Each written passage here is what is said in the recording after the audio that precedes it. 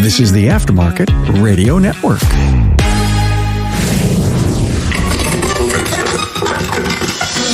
Hey, Carm here. How are you? You know, my guests, they've always unselfishly shared their own knowledge and wisdom to better the industry. This is the intersection right here where intelligent discussion meets slices of wisdom. Take the time to implement what you hear and start being the change in your business. You know, the online realm of marketing can be overwhelming by just thinking about it. Oh, what a heavy thought. Now, how do you successfully market your business online? Big question of the day, right? Stop spending money on methods that don't produce or may even work against you. Now, you need to measure and manage your marketing for the most significant results possible. Now, I'm in the ASTE 2021 studio with Jimmy Lee, KuKui Evangelist, to discuss the top 7 methods you can implement in your shop today that are proven to put your shop up there on top. My first interview with Jimmy Lee. Glad to have him. Hey, thanks to our partner Napa for providing this episode. Recognize the power of being locally owned, nationally known with Napa Auto Care co-branding. Now, members who have completed a co-branding project see an average 23% increase in repair orders. Napa Auto Care, they back you with a 50% co-op on approved projects. It's a good move. Speak to your Napa representative today. You know, we started 6 years ago and blazed a trail of audio business acumen uncompromised in the aftermarket. Now, if your story is ready to be told, come on, be featured on the podcast. Email me, carm@remarkableresults.biz. That's B-I-Z. Join my mission to advance the aftermarket.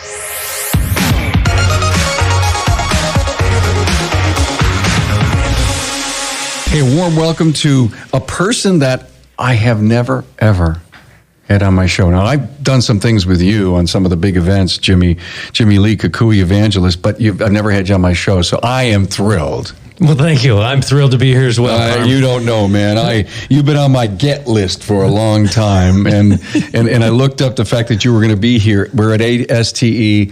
I'm sponsored here by Shopware, a great partner with me, and I've got Jimmy Lee in the studio. And one day when I grow up, I want to have hair like you. I want to have beads like you. I want to have mirrored sunglasses like you. And Tracy keeps telling me, no, Dad, no, the gray hair is not going to stand up like Jimmy's. Well, we could just grow it out a little bit, or maybe we need to cut it a little bit. But I think there's enough product. There's enough product out there that we could definitely make this happen. Product. See, every time I get my hair cut, and the person does it all the time, she goes, "You want product in your hair?" And I said, "No." There was a time where you were trying to grow it out because you said your wife really liked I did. hair. And I look at those old pictures and I look like Grizzly Adams, and I just hated it. But she wanted me to have a man bun, and so I finally said no. I couldn't handle it. But when I really retire, I may try to grow it out. You and ZZ Top? Why not? The full beard? Why not? Full hair? I don't know if you know this, but I've had a beard for 6-7 years, and I just went to a goatee this week for something new. It looks good. Good to have you here, but you did a seminar here, Jimmy, 7 Proven Marketing Methods. Yeah. And I just want to steal a highlight of it for our audience. Absolutely. Love to share that. Cool. Love to share that. In fact, it was 7 when it was written originally, and then I came here and I said, you know what? It's really 10. Oh. Yeah, so it's 10, but we can go over 7, or we can go over 3 or 2, or maybe we just tease people and tease them right into coming to the next seminar. The audience got a bonus? Oh, they got a bonus. And they didn't even know. Oh, no, they knew. I told them. I love it. Thank you for attending live. You are getting the bonus session. Bonus material. Oh, my God. Hey, you've been in the industry a long time, and I know you're so passionate about the whole marketing side, and trust me, if we don't have sales, we don't have customer intimacy, we aren't out there where people touch us digitally, we're done. Yeah, if you don't exist digitally, you don't exist. If there are no sales, there is no fundraiser to give cars to single mothers. There is no food on the shelves to give to the homeless. There is no function. There's no family. There's no mortgages to pay for. So we have to have sales. And to get sales, we've got to have really good marketing.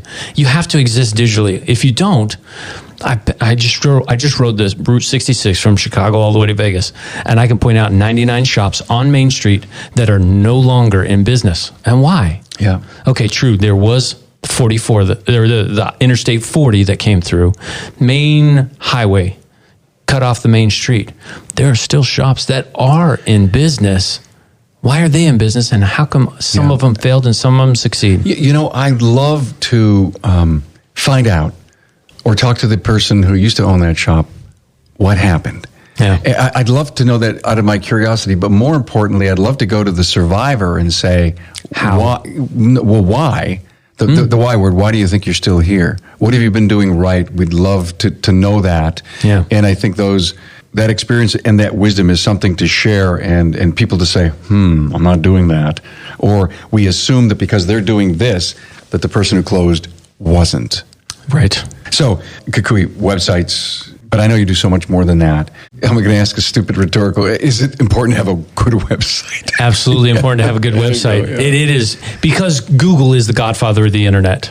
If you're going to play the game, you have to kiss the ring. Godfather of the internet. Google. Yes. I'm going to make you a deal you can't refuse. Right. 70% of all searches are done through Google. Google's able to tell us this information. From that, we know that 90% of those searches are done from a smartphone. So as shop owners, we have to show up digitally. We have to show up in a mobile platform, in a mobile format. The currency your shop has with Google comes from your website. Comes from a myriad of other things as well. Stop. I think we have to lean on that word currency. I love how you used it as to relating to the power that Google has with you. The currency that Google that you have with Google, or is the currency what you spend, or the currency that you do an SEO right? What do you mean by that? Well, there's a lot that goes into currency. You could also call it trust. Okay. When Google has trust in you, when they know that you can deliver what the public is searching for, I see. Yes. You have credibility. You have trust with Google. You have currency. They're not afraid to put you at the front of the pack. You're not going to disappoint them, because when their customer searches and you do good for Google, then they want you to be there. Exactly right. So the more good reviews you have, the better business you run, the smarter website, the more my peoples on Google are searching for this. And if you're doing all that right and you come up, then Google says, "Ooh, I like that about this website. We will rank them higher." Exactly. And you're talking about organic reach or AdWords? Both. Organic is the amount of content you have on your website with those different keywords. You've got blogs, you've got unique custom content to your site. It's not duplicated anywhere else. You've got that information there. The Google bots are going out and they're crawling your website looking for that unique content. Yeah. So they gather those keywords, and when somebody types in automotive repair or transmission flush or Ford F-150 brakes, Google knows your site is one that has F-150 and brakes.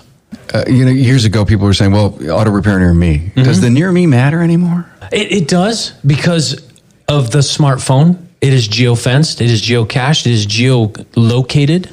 So Google says, you're here, and I'm going to give you options right around you. Oh, but guess what? I'm also going to give you this shop over here. It's about 3 or 4 miles down the road, but I really think you're going to like what they have. So Godfather Google makes that decision. Yeah. Wow. I didn't know that. Yeah. Enter the algorithm. That's really funny. So can Google find out if people say near me? They would know that, right? Yeah. Near me would say you were going to share your location with Google. Google now knows it's going to give you the 15 shops that are real close, and the top 2 will come up in the 3-pack. And then Google will say, but guess what?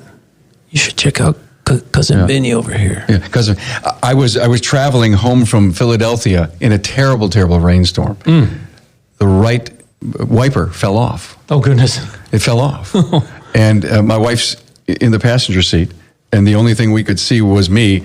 And lucky enough, as the bladeless arm was going across, it wasn't scratching. So I got super, super lucky.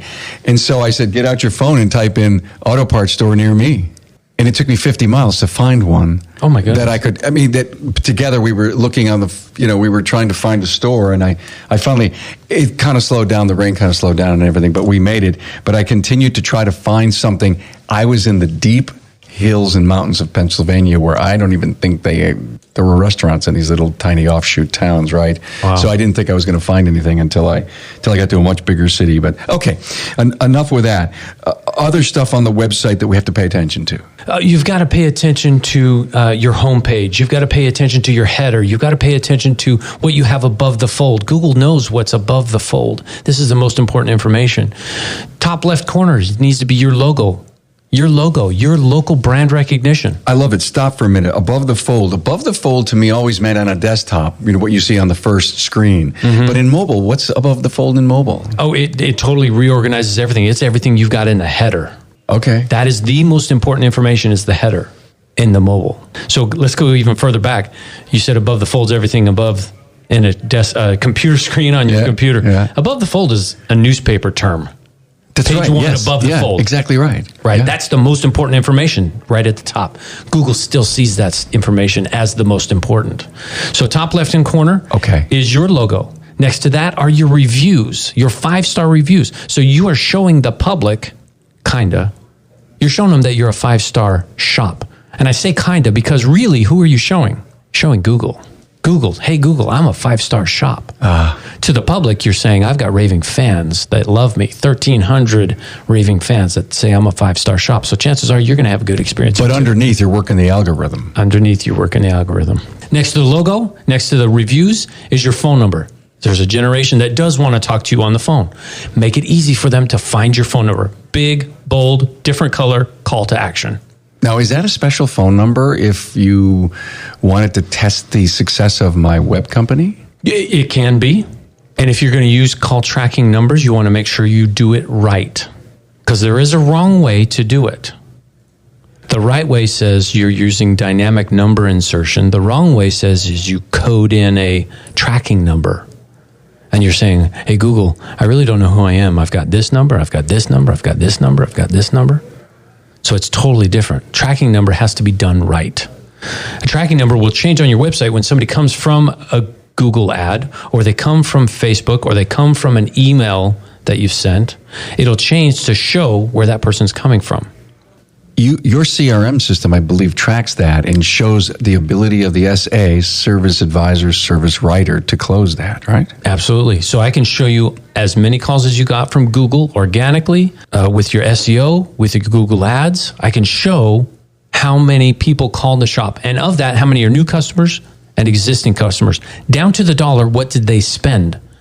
So now I'm able to show you as a shop owner where your marketing money is best spent.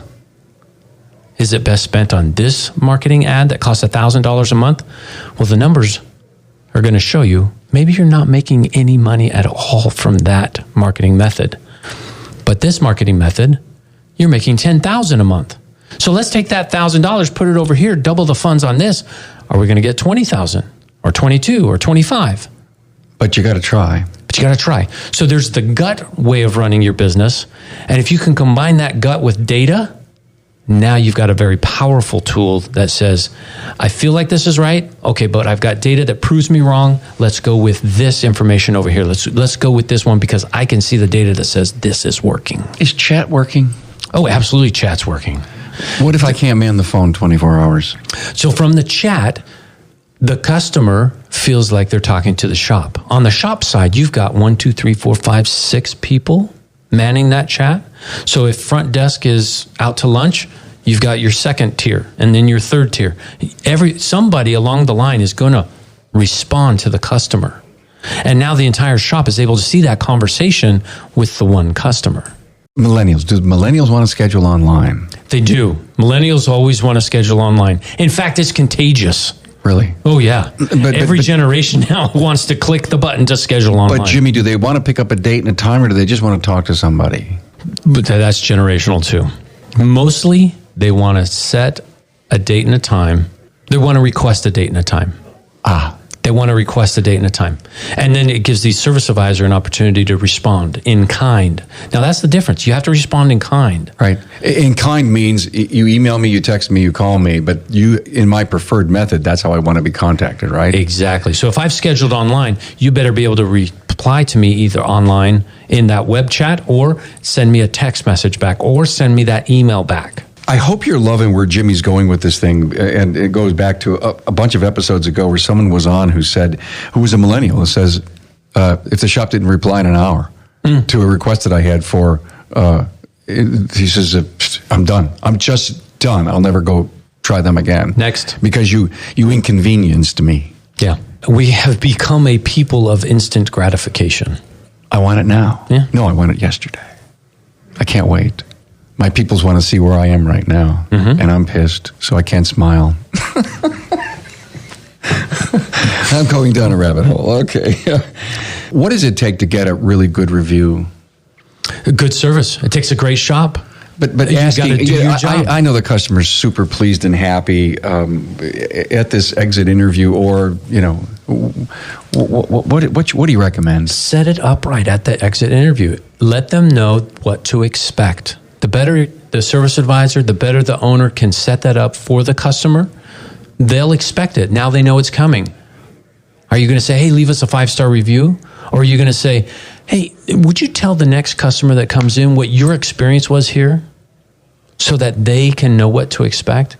Make sure you mention your car in there, the year, make, and model. Yeah. What am I doing on Google? Oh, SEO stuff. Dropping some keywords. So it's not SEO. It is. Oh, it is SEO, but when they drop those keywords that really matter, because somebody may search for Honda repair in my area, Bing, because somebody left a review that said, oh, thank you, Jimmy Super Shop. You worked on my Honda Accord, on the brakes, the shocks, the struts. Everything's working better. You got to pay Father Google or Godfather Google to find a good placement. If you're doing Google ads, you're going to be paying to play. And if I decide not to, then I have to pray for good organic search? Or do I have to say there's so many other guys doing AdWords that they're going to take up page one? Yes and no. So Google ads always appear at the very top, right above the 3-pack. Then you've got all your organic. The first 10 results are the organic 10 results. But how many ads do they show? On the 10 results that are organic, they're above the fold, 2, 3. Really? Depends on how many people are paying. What if in my market, I'm in a big city. I'm in Philadelphia, and I know there's so many shops, within 10 miles of me. There's 20 of us that have Google ads. Will all 20 show up? No. Why? Algorithm. Really? Yeah. So even though all the other stuff has got to work. Absolutely has to work. So even though you may agree to pay more for placement, Honda repair. Okay. As an example. Okay. You're willing to pay $50 per click. But my website performs better and has higher ranking than yours. My reviews are better than yours. My social cues are better than yours. Google wants to go with the one they know they're going to continue to get the money out of and to continue. So maybe my click is only $20, but yours is $50. And I would get preference? No, I would. You would, because everything else is good. Yes. So it is about the money, but it isn't. And it is about the longevity of money / ranking inside of Google. Yeah. Ergo the algorithm. Ergo. And those geniuses are in the back room working on that every day. In fact, we throw food in the room and close the door. Right. That's why we get 500 changes every year. And they don't tell you about them, do they? No, it just happens. And you have to figure it out. You have to. A lot of times. All of a sudden, the things that you've been doing aren't working, and you say, "Damn, what did they do now?" Yeah. Hey, Carm here, and coming up, listen to Jimmy as he tells you why you shouldn't stop marketing when you're busy. Hey, it's Carm, and I'm back to talk Napa Auto Care and auto tech training. Now, as a repair shop owner, you know technical training is essential in the ever-changing world of automotive technology. Or as one auto care owner put it, train or you'll phase yourself right out of business. Thanks to Napa Auto Tech, technicians can keep their skills sharp and their Napa know-how up to date by attending hands-on classroom-style training for almost every vehicle make and model. You can choose from classes in diagnostics, heating and cooling, electrical, electronics, brake systems, ignition and fuel systems, plus a whole lot more. Napa Auto Tech is the highest quality training the industry has to offer, and it's presented by experienced instructors who are ASE Master Certified technicians. Now, some have owned their own shops, and they all have a detailed automotive background. The trainers consistently receive excellent ratings from the technicians who attend. Even after the class is over, techs can access course information online with ClassPass. So when questions come up later, they can use ClassPass to get the answers 24/7 from any computer with an internet connection. Now, what's more, Napa Autotech has been accredited by ASE's Continuing Automotive Service Education Program, reviewed against industry standards, and approved by peers. Don't just take my word for it. Auto Care Center owners who have taken advantage of Autotech training say that well-trained technicians are helping to increase their shop's repair capability and raise bay productivity. Now that results in fewer comebacks, more satisfied shop customers, and reduced technician turnover. It's hard to beat that. Your Servicing Napa store can tell you even more about the benefits of Autotech training, plus the many other reasons to become part of the Napa family with over 17,000 Napa Auto Care Centers from coast to coast, making it the largest network of independent automotive repair shops in the country. Is there anything in print Oh, yeah. working, like postcards? Postcards are great. Yeah, postcard. Now, the interesting thing about postcards, it is an industry that is recession-proof, depression-proof. It has never had a downturn in the history of postcards. Currently, it's a $5 billion industry. It's not going away. Think about a postcard. When you mail it, it's getting to your audience. It's getting to the location. So when the customer gets that, make sure your postcard is big, large, bold, shiny, gets somebody's attention. If you're smaller than the size of an envelope, you get lost in the fray. Somebody's looking at it. You're getting their attention. You have a fractions of a second to get their attention. It might go in the bin, it might go in the fridge, it might go in the jockey box. But that postcard is getting to them. You know, I heard one day that a millennial said to me, I don't get a lot of mail because I never grew up getting mail. And when I get mail, it's kind of cool. Do you hear that? I do, because also think about this. Where does a millennial go to get their Amazon package? They order from Amazon, it comes in the mail. So what comes in the mail is really fun, good stuff. Oh, I see. I see how you're equating that. Mine comes on the front doorstep. Sometimes. But you're right. Sometimes it comes in the mail. It's amazing how they give the Postal Service a little bone every once in a while. Oh, it's not a very big package. Let's give it to them. That's right. Yeah, let them do the little stuff. So the reasons you would do postcards. Reason to do postcards, it's two-faceted. There's two different types of postcards that I enjoy seeing shops send out. One is retention postcards. The other is acquisition. And even within acquisition, you have the shotgun spray or you have the rifle. Shotgun spray says, I'm going to spray this entire neighborhood and try and get somebody from this entire neighborhood or zip code to come into the shop.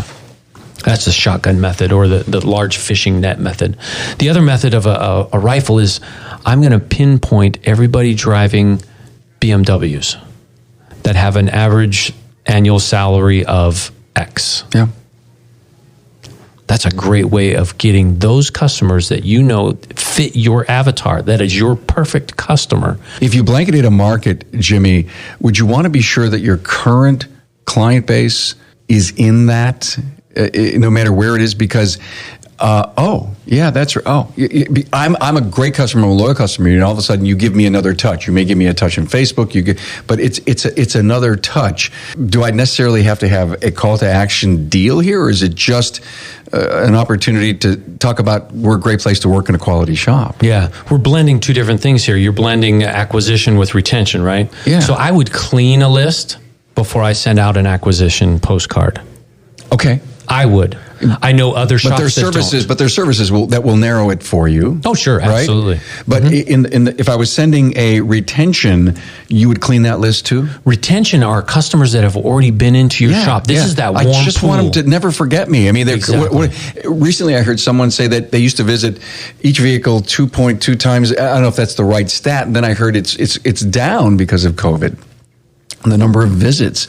And someone just recently said that. I wasn't quite sure that maybe was right because of how busy the industry is. But people aren't driving as many miles. And this whole stay at home and the hybrid work version, if I knew that my customer wasn't visiting me as often, then they may be worthy of a retention postcard. Absolutely. Absolutely. So within retention postcards, there's a gamut that you can run. There's thank you postcards. Thank you for coming in. That is a good retention touch because you're saying thank you. That's genuine. There is the service reminders, the repair reminders, the decline services. You can send a postcard 30 days after, 45, 60 days after. They've had a couple paychecks. They're going to remember, oh, that's right. I do need to fix my brakes. Those are different postcards. Then you've got your lost customer postcards. Do you send that at 6 months, 9 months, 12 months? Do you live in Florida and you send it at 18 months? Because in Florida, they have a really long timeline on that. If I was trying to do a retention piece, why wouldn't I use email? You could. Is email dead? Email is not dead. Absolutely not. And the better you know your market, the better you know how to engage with them. Do they love postcards? Do they hate postcards? Do they love email? Do they hate email? Do they love text messages? Do they hate text messages? Within your CRM, customer relationship management software, you should be able to track all of this to turn it on or off depending on their preferred method of communication. It could be that they like the phone call. So what you're asking for is what Seth Godin wrote a long time ago was permission marketing, his book on permission marketing, and say, listen, we're so happy, great customer. There's some things we want to know. Texts, email, phone, postcard. It's almost like you want to ask the customer, what do you love? What will you love about doing business with us because we want to talk to you? Right. What method will you communicate back and forth with me? And that will then almost ensure that whatever investments you're making, whatever time you're investing, you got a great chance of getting through. Absolutely. And postcards have a cost tied to them. You're generally less than $1 per postcard. That includes the postage. Emails are free except for your time. It's going to cost your time to send out those emails. It's the same with text messages. Phone calls, it's your time. 75% of all phone calls go to voicemail anyways. And that's okay. Any idea what the stats are in permission marketing and the CRM programs? How many people want to be contacted by phone? Any idea? No, I don't know. Have you heard? Yeah, I haven't heard. It would be fascinating to know. I'd like to know. With the amount that does go to voicemail, I would say it's not very high. Is it generational? Really, really generational? Will the boomers answer the phone? Because every time my phone rings, and I'm a boomer, everybody, I've never hid that from anyone, although I know I only look 40. And my phone comes up, and it says potential spam almost every time. And if we don't want to answer calls, why are the spammers still working this? It must work. Because some people actually answer. All right. And some people actually buy. And some people extend that warranty on their vehicle. I was just going to say that's the joke for every comedian in the world. Why would you want to do that knowing that it's a big joke? Right. We talked about Facebook a little bit, but social media is a key component of this, right? Absolutely is. This is where Google gets a lot of the social cues from social media. So a lot of people ask, well, which one's the hot one? Which one's the best one? And the only correct answer is it depends. It depends on your customer. It depends on your market. Are they spending time on Facebook or Instagram or TikTok? Where are they? That's where you want to be. Jimmy, how does Google know of the social media cues? Social media is on where? The internet. Yes. And Google owns what? The internet. Oh. So it crawls. It sends out the bots. The bots know your Facebook. They know your location. They know your hours. They know your phone number. They know where you are. They know what you're posting. You've got to engage your audience. They know if your audience is engaged with you or not. God, wouldn't it be cool if I could go to Google and open up the Jimmy Lee page and see what they really think about you? Yeah, that would be awesome. Or really know about you? What would we really find? I'm telling you, that is just too scary. Would it be the picture of my freshman year in high school when I had a mohawk? You didn't. Oh, I did. You never posted that, did you? Posted it? No, but I'll bet it's out there somewhere. But you have a modified mohawk now. I do. Modified mohawk, please. I own that. Okay, that's all yours. That's all yours. His mohawk was blue or purple. Oh my God! Oh geez. Okay, so you broke the code. Godfather Google knows all of us, and they're going to use that. And so if you're working social right, and what is working social right? It's engaging every day with your customer. Certainly, every day that you are open, between the hours that you are open, you need to tell the algorithm you're engaged, you're on. We're here. We're here. We're alive. Lights are on. There are softwares available to tell you exactly when you should post. Because maybe on Monday, you should post at 9 a.m. And on Tuesday, it's at 2 p.m.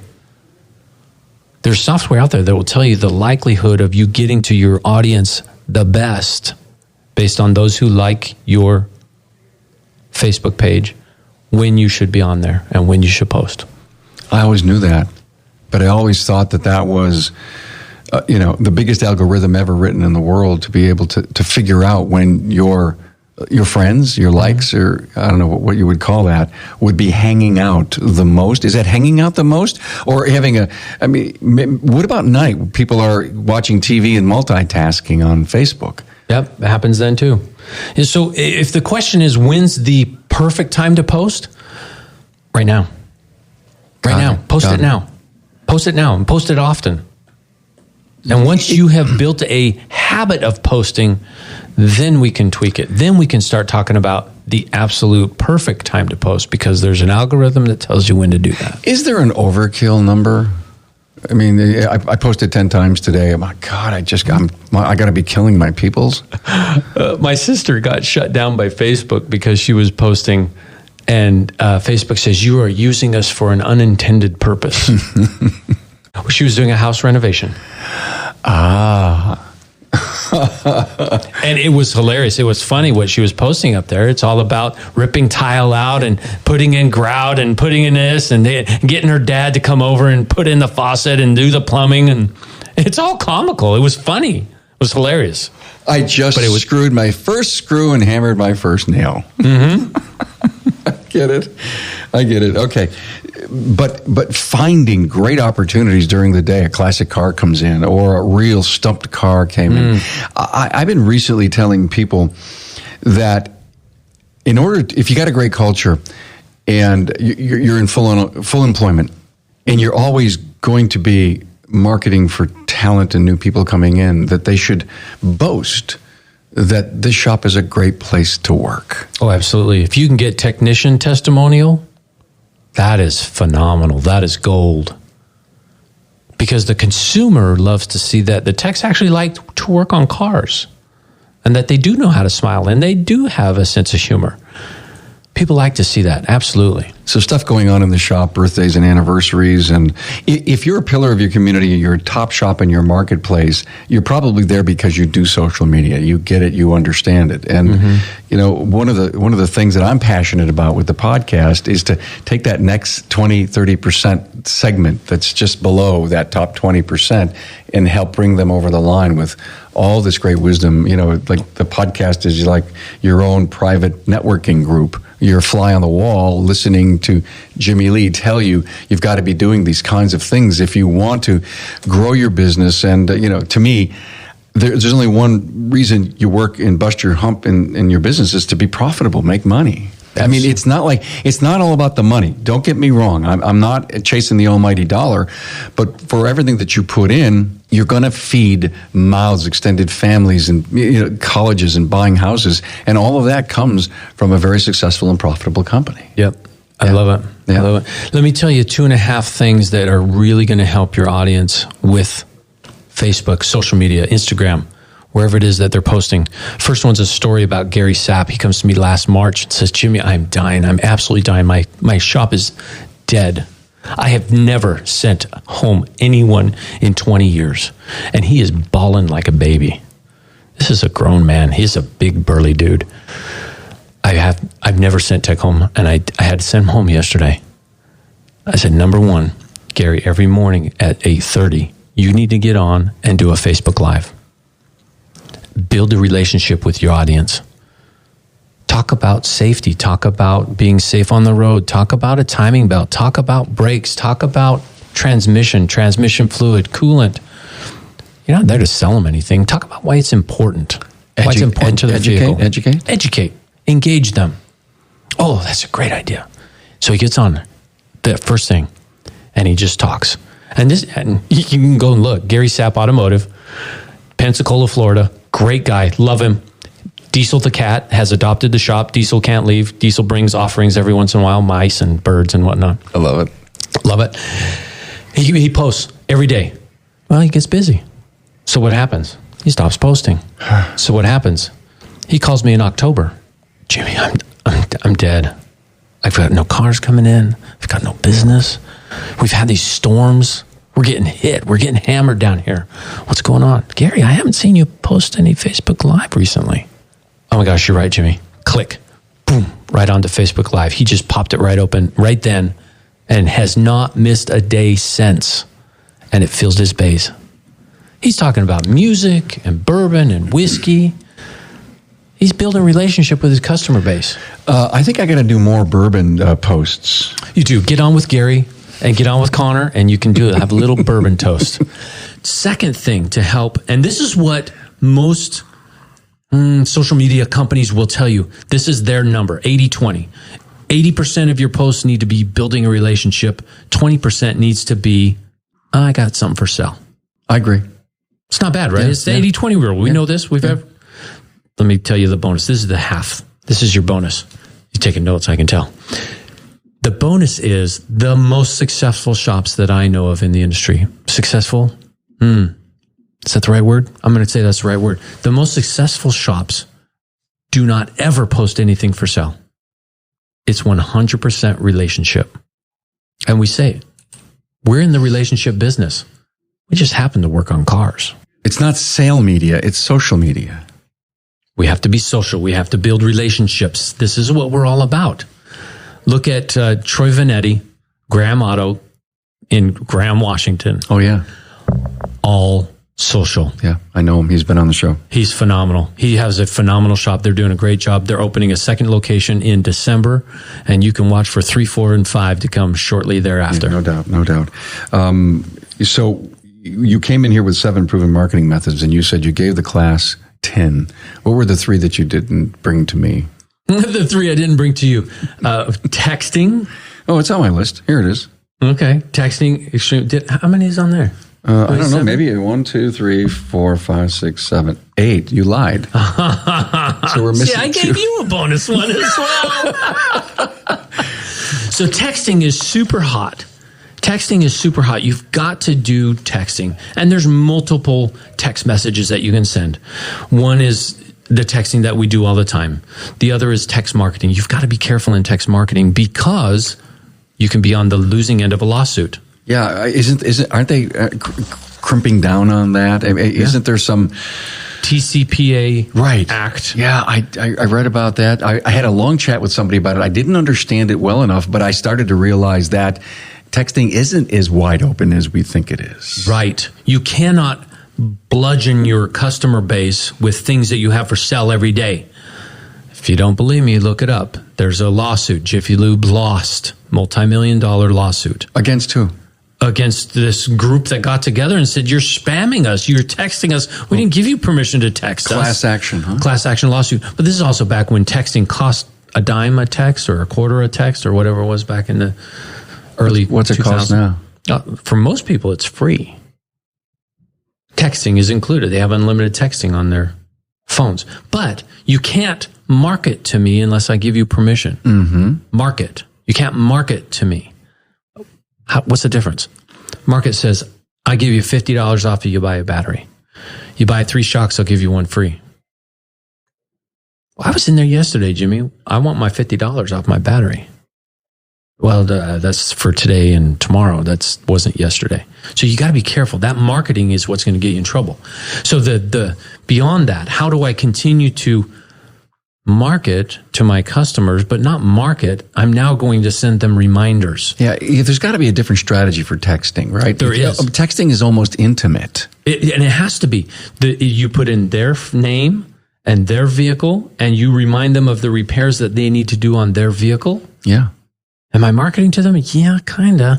But I'm also reminding them that I care about them and their vehicle. And I want to see them safe on the roads. And they need to get back into the shop. It's the pent-up work or the rainy day work. And I know one thing for sure. If the shop we go to texted Ann, my wife, and said, hey, Ann, don't forget, we got to do brakes on this thing by December, she needled me to death until we got them done. I mean, to me, I think it's intimate. It's a reminder. It's about retention. It's loyalty. It doesn't give her a chance to go and look anywhere else. Yeah. The postcard that comes in from the big box store is immediately dismissed or tossed because you caught me at the right time and reminded me brakes is safety. Yeah, well, and I reminded you on your favorite electronic device. Yeah, my nextest, bestest friend to my spouse. And my family, my phone. Scary, Jimmy. That is scary. Scary. So beyond that, on the texting, you can also say thank you in a text. Thank you for coming into the shop. We appreciate your trust. We're here for you when you need us. You can also ask for reviews. I've seen shops go in their Google reviews, not to mention the rest of their reviews, just in their Google reviews. They went from 8 to 185 within 6 months. The bots or the Google algorithm cares about 185 versus 8. Big time, right? Oh, absolutely. Wow. Absolutely. Diversity, frequency, accuracy of those reviews. You need all that coming in. You need 5-star, 4-star, 3-star, 2-star, 1-star reviews coming into your shop. You need the rainbow of all those review flavors. So how long was the class you gave today? 3 hours. And you did it in 40 minutes. No, you didn't. But boy, I want to know more. So whenever you see Jimmy Lee on a conference event, you gotta go. You've got to go. Absolutely. We'll definitely give you bonus material. You want the rest of these? You want the remaining 3? You got to be to the live event. Okay. All right. Well, that's great. It's a hanging Chad. That's right. Many people in the audience don't know what that is. Go to Florida. We'll tell you about the hanging chads. Oh, my God. Jimmy Lee, KuKui Evangelist. Hey, man, we finally hooked up. Great show. Thank you so much. Appreciate you being here. Thank you, Carm. Appreciate it. Thanks for being on board to listen and learn from the premier automotive aftermarket podcast. Until next time.